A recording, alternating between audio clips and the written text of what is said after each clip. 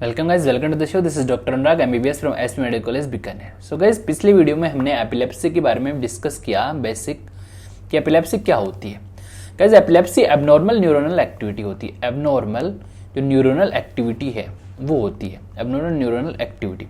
जो न्यूरॉन्स होते हैं वो ओवर एक्साइट हो जाते हैं, जो उनकी एक्टिविटी है वो ओवर एक्साइट हो जाती है। क्यों हो जाती है? क्योंकि जो आपके जो एक्साइटेटरी न्यूरोट्रांसमीटर होते हैं, एक्साइटेटरी जो न्यूरोट्रांसमीटर हैं वो बढ़ जाते हैं। एक्साइटेटरी न्यूरोट्रांसमीटर कौन से होते हैं? ग्लूटामेट हो गया, ठीक है, ये बढ़ जाते हैं। और ये एक्साइटेटरी न्यूरोट्रांसमीटर बढ़ने से क्या होता है? सोडियम और जो कैल्शियम है वो उसका कंसेंट्रेशन बढ़ जाता है, उनका इन्फ्लक्स हो जाता है और डिपोलराइजेशन हो जाता है। क्या हो जाएगा? डिपोलराइजेशन। ये सारी चीजें मैंने पिछली वीडियो में बता दी, मैं जस्ट रिवाइज करा रहा हूँ। डिपोलराइजेशन हो जाएगा और जैसे डिपोलराइजेशन होएगा जो न्यूरॉन है वो एक्टिव हो जाते हैं। क्लियर? एक्साइटेटरी न्यूरोट्रांसमीटर बढ़ जाते हैं। साथ साथ में जो इनहिबिटरी न्यूरोट्रांसमीटर होते हैं, इनहिबिटरी न्यूरोट्रांसमीटर जो होते हैं वो क्या हो जाते हैं? डिक्रीज हो जाते हैं। इनहिबिटरी न्यूरोट्रांसमीटर में क्या आता है? आपका गाबा आता है। क्या आता है? गाबा। गाबा क्या करता है? क्लोरीन के रिलीज को बढ़ाता है, ठीक है। क्लोरीन के रिलीज को बढ़ाएगा तो रेस्टिंग मेम्ब्रेन पोटेंशियल माइनस में रहता है। क्लियर? तो क्लोरीन और आएगा तो माइनस माइनस और बढ़ जाता है, तो माइनस बढ़ जाता है तो हाइपर पोलराइजेशन हो जाएगा। हाइपर पोलराइजेशन क्या करता है? जो न्यूरॉन्स होते हैं उनको क्या कर देता है? इनहिबिट कर देता है। क्या कर देता है? इनहिबिट कर देता है। तो ये सारी एपिलेप्सी की हमने पिछले वीडियो में डिस्कस किया था। अब क्या करेंगे? हम एंटी एपिलेप्टिक ड्रग्स देंगे। एंटी एपिलेप्टिक ड्रग्स क्या करेंगे गाइस? खुद सोचो, ये जो मैकेनिज्म है हम क्या करने चाह रहे हैं। अगर हम इन एक्साइटेटरी न्यूरोट्रांसमीटर को कम कर दें तो हम एपिलेप्सी से बच सकते हैं, ठीक है। या फिर हम इस गाबा का रिलीज ज्यादा करा दें, जो गाबा है उसका रिलीज ज्यादा करा दें तो हम एपिलेप्सी से बच सकते हैं। तो कंसेप्ट से चला करो कि हम सीजर जो एपिलेप्सी में आते हैं उनको कैसे रोक सकते हैं। अगर हमें बेसिक्स पता होंगे तो हम ये टॉपिक अपने आप याद हो जाएगा हमारे। क्लियर? अब बात करते हैं हम क्लासिफिकेशन की, uses, mechanism of action, then side effect की हम बात करेंगे, ठीक है। अब एंटी एपिलेप्टिक ड्रग्स में ये जो क्लासिफिकेशन, ये जो स्लाइड है बहुत इंपॉर्टेंट स्लाइड है। कभी कभी क्वेश्चन ऐसे आ जाता है कि क्लासिफाई एंटी एपिलेप्टिक ड्रग, तो ये सब कुछ लिखना है आपको। इसमें पहला क्लासिफिकेशन है हाइडेंटोइन। इसके अंदर दो ड्रग्स आते हैं, फेनेटोइन एंड फोस्फेनेटोइन। क्लियर? तो क्या होती है, कैसे मैकेनिज्म ऑफ एक्शन होता है वो हम करेंगे। पहले हम ओवरव्यू ले लेते हैं, ठीक है। सेकंड आता है बारबिट्रेट्स। बारबिट्रेट्स जो होते हैं जैसे फिनोबार्बिटोन है, ये भी एंटी एपिलेप्टिक ड्रग्स में दिया जाता है। कैसे दिया जाता है, क्या करता है, वो हम थोड़ी देर में देखेंगे। क्लियर? आप बस इतना याद रखो। अभी कार्बोक्सिलिक एसिड डेरिवेटिव जैसे सोडियम वैल्प्रोइट है, ये बहुत इंपॉर्टेंट ड्रग है, ये भी दी जाती है। कैसे दी जाती है, क्या होता है मैकेनिज्म ऑफ एक्शन वो देखेंगे। इम्यूनोस्टिलबिन्स होते हैं जैसे कार्बामेजिपिन, ऑक्साकार्बाजिपिन, ये सारी होती हैं, ये भी दी जाती है। बेंजोडिजिपिन हो गया, बेंजोडाइजिपिन में क्या आता है? लोराजिपाम, डायजिपाम, क्लोनाजिपाम, ये सारी चीज़ आती हैं। अदर्स में आएंगे आपके लेमोट्रिजीन, टोपिरामेट, गाबापेंटीन, प्रीगाबालिन, विगाबेट्रिन, ये सारी चीजें आपके एंटी एपिलेप्टिक ड्रग की क्लासिफिकेशन में आएंगी। क्लियर? अब इनको एक एक ड्रग्स को हम यहाँ पर पढ़ने जा रहे हैं डिटेल से। क्लियर? अब पहले हम बात करते हैं हाइडेंटोइन ग्रुप की, फेनेटोइन ड्रग की। अब फेनेटोइन ड्रग क्या करती है guys? Phenytoin drug most commonly used anti epileptic drug है। क्या है? Most commonly used anti epileptic drug, selective anti epileptic drug है। सिलेक्टिवनेस है इसके अंदर, इसलिए कोई भी साइड इफेक्ट जैसे ड्राउजीनेस है ये नहीं आती। क्या करती है गाइस फेनेटोइन? देखो, हमने बेसिक में बताया कि न्यूरोट्रांसमीटर जो होते हैं, एक्साइटेटरी न्यूरोट्रांसमीटर बढ़ जाते हैं जैसे ग्लूटामेट वगैरह। ये वो एक्साइटेटरी न्यूरोट्रांसमीटर क्या करते हैं? Na+ रिलीज को बढ़ाते हैं और Na+ जब कैल्शियम जब रिलीज हो जाता है ज़्यादा तो क्या हो जाता है? डिपोलराइजेशन हो जाता है। डिपोलराइजेशन हो जाता है, हमने बताया था। बट डिपोलराइजेशन कैसे होएगा? आपको पता है जो रेस्टिंग मेम्ब्रेन पोटेंशियल है न्यूरॉन का -70 होता है, -70, ठीक है। ये क्या है? Resting membrane potential. अब ये सोडियम और कैल्शियम अगर इन्फ्लक्स हो गया, ये सोडियम है ये कैल्शियम है, तो जो -70 है ये प्लस साइन आ जाएगा यहाँ पे। भाई सोडियम का क्या होता है? प्लस ही तो होता है, ठीक है। तो -70 यहाँ पर क्या हो जाएगा? धीरे धीरे प्लस में आना स्टार्ट करेगा और नेगेटिव चार्ज किस में कन्वर्ट हो जाएंगे? पॉजिटिव में। तो इसको क्या बोलते हैं? डिपोलराइजेशन। क्या बोलते हैं? डिपोलराइजेशन हो जाएगा। और डिपोलराइजेशन जब हो जाता है तो न्यूरॉन क्या हो जाता है? एक्टिव हो जाता है। न्यूरॉन एक्टिव हो जाता है। क्लियर? ये होता है एक्साइटेटरी न्यूरोट्रांसमीटर का मैकेनिज्म ऑफ एक्शन। अब गाइस क्या होता है, हमें क्या करना है? इस एक्साइटेटरी न्यूरोट्रांसमीटर्स की जो है, जो मैकेनिज्म है उसको रोकना है। हमें इस सोडियम को रिलीज को आगे नहीं जाने देना, ठीक है। सोडियम जो है उसको यहाँ पर एंट्री नहीं करने देनी, एंट्री नहीं करने दी। भाई सोडियम एंट्री नहीं करेगा तो डिपोलराइजेशन नहीं होगा, और जो डिपोलराइजेशन नहीं होगा तो न्यूरॉन एक्टिव नहीं होंगे, और जो न्यूरॉन एक्टिव नहीं होंगे तो न्यूरॉन की जो अवर एक्टिविटी नहीं हो पाएगी, अवर एक्टिविटी नहीं हो पाएगी और एपिलेप्सी सीजर रुक जाएंगे। क्लियर, समझ में आएगा। तो देखो फेनेटोइन क्या करता है गाइस, फेनेटोइन क्या करता है, फेनेटोइन क्या करता है, जो सोडियम जो चैनल्स हैं, अब भाई सोडियम अंदर किससे आ रहा है, चैनल्स के थ्रू तो आएगा, तो जो सोडियम चैनल्स हैं उनको क्या कर देता है, देखो सोडियम चैनल 3 स्टेज में पाए जाते हैं, एक होता है रेस्टिंग स्टेट, एक होता है एक्टिव स्टेट, एक होता है इनएक्टिवेटेड स्टेट। ठीक है, रेस्टिंग स्टेट में सोडियम चैनल ऐसे मतलब वैसे वेला पड़ा रहता है, ठीक है, ऐसे बंद रहता है, यहाँ पे देखो बंद है, ठीक, बंद है, ठीक।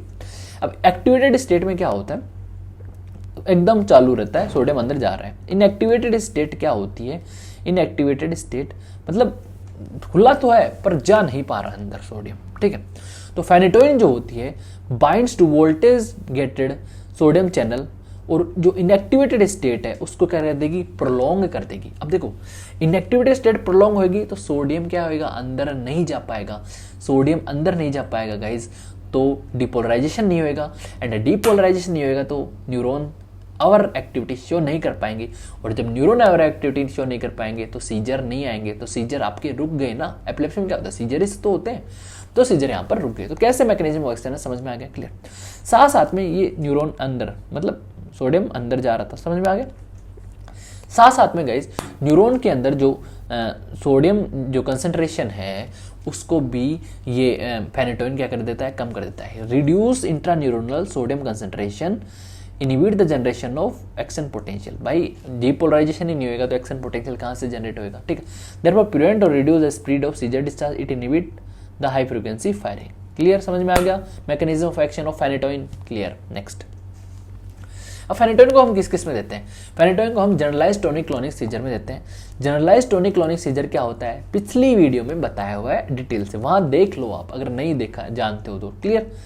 एंड पार्शियल सीजर भी क्या होता है, सारे सीजर के बारे में इस वीडियो को देखने से पहले पिछली वीडियो जरूर देखना गाइस, ये मेरी रिक्वेस्ट आपसे, ठीक है। पार्शियल सीजर में भी यूज किया जाता है, ट्राइगेमिनल एंड अदर न्यूरल्जिया, ठीक है, उसमें भी दिया जाता है। ट्राइगेमिनल न्यूरल्जिया क्या होता है, पेन होता है, जो ट्राइगेमिनल जो नर्व होती है वो अफेक्ट हो जाती है, ठीक है, उसके अंदर भी फेनेटोइन हम देते हैं। स्टेटस एपिलेप्टिकस क्या होता है वो हम डिस्कस करेंगे वीडियोस में, अलग वीडियो में, उसके अंदर भी ये दिया जाता है। फेनेटोइन एडमिनिस्टर करते हैं वहाँ पे इंट्राविनसली इन नॉर्मल सेलाइन में, ठीक है। और वो क्या कर देगी, फेनेटोइन क्या कर देगी, precipitate in glucose solution, precipitate हो जाती है ग्लूकोज सॉल्यूशन में। तो किस किस में देते हैं हम, जीटीसीएस में, जनरलाइज टोनिक क्लोनिक सीजर क्या बोलते हैं, जेटीसीएस। पार्शियल सीजर में trigeminal other neuralgia and status epilepticus में। नेक्स्ट, अब बात करें हम एडवर्स इफेक्ट, फेनेटोइन के एडवर्स इफेक्ट क्या हैं। आप इससे एक निमोनिक से याद कर सकते हो, भाई फेनेटोइन तू घर पे चल जा, फेनेटोइन तू कोई काम की नहीं है, तेरे बहुत सारे एडवर्स इफेक्ट है, तू घर पे चला जा फेनेटोइन, मुझे तेरा कोई काम नहीं लेना, ठीक है। तो इस निमोनिक से मतलब होम निमोनिक से आप याद कर सकते हो। होम मतलब एच, बहुत सारे एच आएंगे, ये ध्यान रखना। हाइपरट्रोफी ऑफ गम्स की हाइपरट्रोफी हो जाएगी, गम का हाइपरप्लेजिया हो जाएगा, हाइपर सेंसिटिव रिएक्शंस हो जाएंगे, जैसे स्किन रेसेस, न्यूट्रोपिनिया। अब हाइपर सेंसिटिव रिएक्शन में क्या होगा, रेसेस हो जाती हैं आपके, जो न्यूट्रोफिल्स हैं वो कम हो जाएंगी, ठीक है। हिर्सुटिज्म मतलब मेल फीचर आने लग जाएंगे फीमेल के अंदर, एंड्रोजन सिक्रेशन ज़्यादा हो जाने की वजह से। हाइपरग्लाइसीमिया हो जाएगा due to decrease insulin release कम हो जाता है फेनेटोइन के यूज से। इंसुलिन कम हो गया तो ग्लूकोज लेवल ब्लड के अंदर बढ़ जाता है गाइस, ठीक है। ओस्टियोमलेशिया मतलब जो बोन अफेक्ट हो जाती है, बोन जो विटामिन डी है उसका मेटाबॉलिज्म ज़्यादा होने लग जाता है। अगर हम फेनेटोइन देंगे तो विटामिन डी जो है उसका मेटाबॉलिज्म ज़्यादा होने लग जाएगा, और जो विटामिन डी अगर कम होगी बोन के अंदर, विटामिन डी कम होगा तो ओस्टियोमलेशिया आपके हो जाता है। बोन का ये फीचर है, ठीक है। मेगालोब्लास्टिक एनीमिया, अब गाइस फोलेट भी डेफिशिएंट हो जाता है, फोलेट डेफिशिएंसी हो जाएगी तो मेगालोब्लास्टिक एनीमिया भी हो जा सकता है। तो ये सारे क्या है, HOM ई साइलेंट है, क्लियर। हाई कंसंट्रेशन में अगर हम देंगे तो CVS के अंदर, CNS के अंदर, GIT के अंदर अलग अलग यहाँ पर इफेक्ट्स आएंगे। तो हम क्या देख सकते हैं, phenytoin is dose dependent, adverse effect क्या आते हैं इसमें, डोज डिपेंडेंट है। हाई डोज में देंगे तो हाइपोटेंशन हो जाएगा, सीवियस इफेक्ट है, कार्डिक अरिथमियास हो जाएंगे, वेस्टिबुलो सेरेब्रल सिंड्रोम हो जाएगा, जैसे उसमें क्या आएगा, vertigo, trimmer, headache, GIT, nausea, vomiting आपके हो जाएंगे, क्लियर। अब गाइस ये हमने फेनेटोइन का मैकेनिज्म ऑफ एक्शन देखा। अब कुछ और ड्रग्स हैं, उनका मैकेनिज्म ऑफ एक्शन देखते हैं। गाइस हमने बताया एक्साइटेटरी न्यूरोट्रांसमीटर कौन होते हैं, जैसे ग्लूटामेट हो गया, और इनिबिटरी न्यूरोट्रांसमीटर क्या होते हैं, जैसे गाबा हो गया। तो हमें एपिलेप्सी को ठीक करना है तो हम किसको बढ़ाएंगे, इनिबिटरी न्यूरोट्रांसमीटर को बढ़ाएंगे ताकि न्यूरॉन एक्टिव नहीं हो पाए। ठीक है, तो हमें गाबा को बढ़ाना है। अब गाबा को बढ़ाने के लिए बहुत सारी ड्रग्स होती हैं। ठीक है, कौन कौन सी ड्रग्स होती हैं, बेंजोडाइजेपिन क्या करता है, इनका मैकेनिज्म ऑफ एक्शन क्या है बेंजोडाइजेपिन का, ये गाबा को बढ़ा देती है, बार्बिटरेट्स जैसे फिनोबार्बिटन है, इनका मैकेनिज्म एक्शन क्या होता है, ये भी गाबा को बढ़ा देती है। क्या कर देती है, गाबा को बढ़ा देती है। क्लियर। सोडियम वैल्प्रोरेट क्या करती है, ये भी गाबा को बढ़ा देती है। अब सोडियम वैल्प्रोरेट बढ़ाती तो है, पर कैसे बढ़ाती है गाइस, देखो गाबा जो है, गाबा का प्रिकर्सर कौन है, गाबा को कौन बनाता है, गाबा को बनाता है ग्लूटामिक एसिड डिकार्बोक्सिलेज। क्या बनाएगा, कौन बनाता है, ग्लूटामिक एसिड डिकार्बोक्सिलेज। तो सोडियम वैल्प्रोरेट क्या करता है, इस ग्लूटामिक एसिड डिकार्बोक्सिलेज को क्या करता है, बढ़ा देता है। तो ग्लूटामिक एसिड डिकार्बोक्सिलेज बढ़ जाएगा तो गाबा ज्यादा बढ़ेगा या नहीं बढ़ेगा, बढ़ेगा। ठीक है, अभी गाबा बन गया साहब। गाबा बनने के बाद में गाबा मेटाबोलाइज हो जाता है। मेटाबोलाइज किससे होता है, गाबा ट्रांसमिनेज से। क्या किससे, गाबा ट्रांसमिनेज एक एंजाइम है उससे हो जाता है, गाबा ट्रांसमिनेज से। तो सोडियम वैल्प्रोरेट क्या करेगा, इस गाबा ट्रांसमिनेज को डिस्ट्रॉय कर देगा, इसको डिक्रीज कर देगा। तो गाबा ट्रांसमिनेज डिक्रीज हो गया तो गाबा का मेटाबॉलिज्म नहीं हो पाएगा और गाबा की कंसंट्रेशन ज़्यादा होती रहेगी ये वहाँ पे। ठीक है, न्यूरॉन्स में। तो गाबा की कंसंट्रेशन, भाई गाबा डिस्ट्रॉय नहीं हो रहा तो कंसंट्रेशन तो बढ़ेगी, तो गाबा की कंसंट्रेशन बढ़ती रहेगी। तो गाबा क्या है, इनिबिटरी है, तो न्यूरॉन्स को एक्टिव नहीं होने देगा। समझ में आएगा सोडियम वैल्प्रोरेट का मैकेनिज्म ऑफ एक्शन। क्लियर। टिकाबिन एक ड्रग है जो गाबा को, अब देखो गाबा क्या होता है, ये न्यूरॉन हमारा, एक सेकंड रुकना। अब देखो यहाँ पे देखो, ये हमारा सिनेप्स है, ये फर्स्ट न्यूरॉन है। ठीक है, ये इधर है। ठीक है, यहाँ पर गाबा आया, ये गाबा आ गया। ठीक है, गाबा आ गया, यहाँ पे न्यूरोट्रांसमीटर है गाबा। अब गाबा का कभी कभी क्या होता है, अपटेक हो जाता है, गाबा का अपटेक होता है। अब गाबा अपटेक होएगा, रीअपटेक होएगा, तो गाबा कंसंट्रेशन यहाँ कम हो गया ना, तो रिसेप्टर पे गाबा कम बाइंड कर पाएगा। तो गाबा के अपटेक को हमें क्या करना है, इनिबिट करना है। तो टिकाबिन क्या करता है, गाबा को ब्लॉक अपटेक को ब्लॉक कर देगा। क्लियर। अब विगाबेट्रिन एक ड्रग है, विगाबेट्रिन क्या करती है, गाबा ट्रांसमिनेज क्या होता है, हमने बताया गाबा को मेटाबोलाइज करता है कौन, गाबा ट्रांसमिनेज। तो गाबा ट्रांसमिनेज को विगाबेट्रिन क्या कर देगी, कम कर देगी। तो गाबा का मेटाबॉलिज्म नहीं हो पाएगा। अगर गाबा का मेटाबॉलिज्म नहीं हो रहा ना गाइस, गाबा का अगर मेटाबॉलिज्म नहीं हो रहा तो गाबा बढ़ने लग जाएगा न्यूरॉन्स में। गाबा बढ़ेगा तो जो न्यूरनल एक्टिविटी है वो अपने आप कम हो जाएगी, क्योंकि गाबा क्या है, इनिबिटरी एक्शन शो करता है। ठीक है, तो इन सारी चीज़ों से गाबा बढ़ रहा है। गाबा का एक्शन मैंने स्टार्टिंग में बताया था कि क्लोरीन को क्या कर देता है, क्लोरीन की कंसंट्रेशन बढ़ा देता है न्यूरॉन के अंदर। अब क्लोरीन है, नेगेटिव चार्ज है, तो रेस्टिंग मैग्नेटिक पोटेंशियल पहले से नेगेटिव है, नेगेटिव और आएंगे तो क्या हो जाएगा, तो हाइपर पोलराइजेशन हो जाएगा। हाइपर पोलराइजेशन क्या करता है, इनएक्टिव कर देता है न्यूरॉन्स को, एंड न्यूरॉन इनएक्टिव हो जाएंगे तो गाइज न्यूरॉन की और एक्टिविटी नहीं हो पाएगी और एंटी एपिलेप्टिक इफेक्ट ये हो जाएगा। क्लियर, समझ में आ गया सारी चीजें। क्लियर, ठीक है गाइस, तो समझ में आ गया होगा। नेक्स्ट हम बात करें सोडियम वैल्प्रोरेट की, इसको डिटेल में पढ़ते हैं।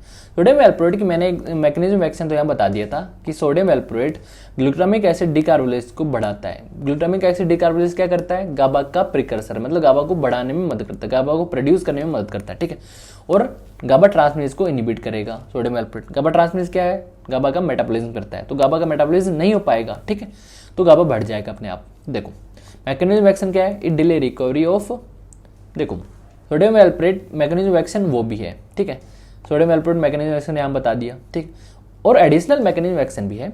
गाबा जो है ये recovery of NH channel from inactivation, हमने बताया ना अभी, जैसे फेनेटोइन का था। गाबा तीन जो एनएच प्लस चैनल है तीन स्टेट में पाए जाते हैं, एक होता है रेस्टिंग स्टेट, ठीक है, एक होता है एक्टिवेटेड स्टेट, एक होता है इनएक्टिवेटेड स्टेट। तो जो इनएक्टिवेटेड स्टेट की जो रिकवरी है, मतलब इनएक्टिवेट से वापस चैनल क्या होता है, एक्टिवेट होता है। तो जो रिकवरी है पीरियड है वो होता है। ठीक, तो रिकवरी पीरियड को बढ़ा देता है। ठीक है, तो डिले रिकवरी को डिले कराता है from stage of inactivation. Clear, ठीक। It also block calcium plus current in thalamic neuron. ठीक है, अब भाई कैल्शियम को अंदर नहीं जाने देगा न्यूरॉन के अंदर, तो डिपोलराइजेशन नहीं करने देगा, तो ये दोनों को कर देता है, Na+ को नहीं जाने देता, कैल्शियम को नहीं जाने देता, ठीक है। तो दोनों चीज़ों को ये कर देता है, दोनों चीज़ों को ये कर देता है, ठीक है। एंड ये मैंने बता ही दिया, increase the activity of GABA by in the brain by increase synthesis of GABA, GABA synthesis बढ़ा देता है। कौन किससे बढ़ाएगा भाई, ग्लूटामिक एसिड डिकार्बोक्सिलेज ही तो सिंथेसिस करता है, तो इसका लेवल बढ़ा देता है ग्लूटामिक एसिड डिकार्बोक्सिलेज का, ये वैल्प्रोइक एसिड। और जो डिग्रेडेशन करता है गाबा का, उसका जो कंसंट्रेशन है वो डिक्रीज कर देता है वैल्प्रोइक एसिड या फिर सोडियम वैल्प्रोएट, ठीक है। गाबा ट्रांसमिनेज का लेवल कम कर देगा, क्लियर। एडवर्स इफेक्ट वही है, वोमिटिंग हो जाएगा, एनोरेक्सिया, भूख नहीं लगेगी।